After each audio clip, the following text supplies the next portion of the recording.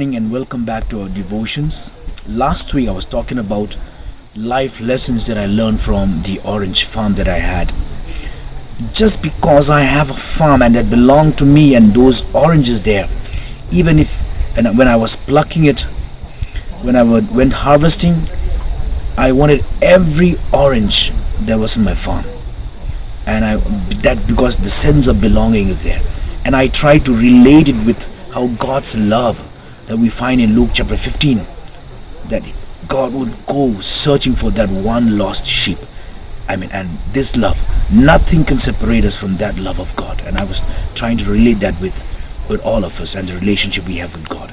Now I want to push on this into a ecological relevance. Look around us. The world full of greed, and because of this greed, we have mutilated or we're destroying the world over and over again. Just last year, we were devastated by the Amazon forest, the lungs of the world, because of our greed. And if you look at the rivers in India dying, look at Ganges or even the Kaveri issue because of greed between two states. We do not know whom the river belongs to, the whole of humanity. And here the problems because of greed is happening. If you look at the northeast of India, you will see that the wealth of the world, the forests are dying because of deforestations, and the rivers and the animals, and the whole forest is dying because of our greed.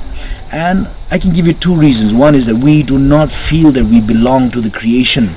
God created us as one unit.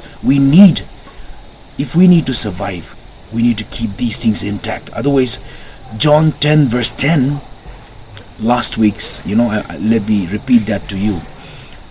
The thief comes only to kill and destroy. This is what I think we human beings have reached. But I had come that they may have life and have it to the full. That is the love of God. So that kind of sense of belongingness has to come back. Now I'll just push us back to the creation story. Before that, Psalms 8 verse 3 to 5, if you look, God created us in His own image. God created us to have responsibility of the world, a steward's responsibility. But we forget these aspects and think that maybe we think too highly of ourselves. But in Psalms 8 it says that He created us like His own image, but a little lower than the angels. You can debate over what that creation means, but what I'm trying to tell you is that many people have misunderstood the concept of rule and have dominion over, in Genesis, the creation story of Genesis chapter 1 verse 26 to 28. And I'll give you two words from there. One word is to rule, to have dominion, and in Hebrew we call it Radha. I will repeat, Radha. To rule over and have dominion. And the other one is called Kabash. It is called subdue it.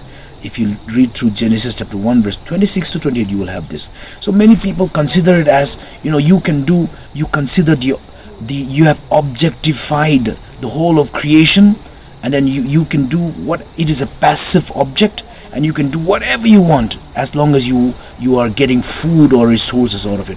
I think that is not what the Bible talks about. And then let me push you over to Genesis chapter 2 verse 15. Two words. One word is called shamar, that is to keep, and the other word, Hebrew word, is called abad. It means to till the ground. So basically God is talking about responsible steward. This world belongs to you. Yes, you have to eat out of it. Yes, you have to live out of it. Yes, but you do not have the right to destroy it. And the beautiful word of the word Radha, it means to live like a king, to rule like a king. But the bad word, the word for a bad king is called Perek, and the word Radha is being used there in a very meaningful way to say that you cannot govern like a bad king. So you should govern. And the word Radha, it actually exemplifies what God's reign over us is.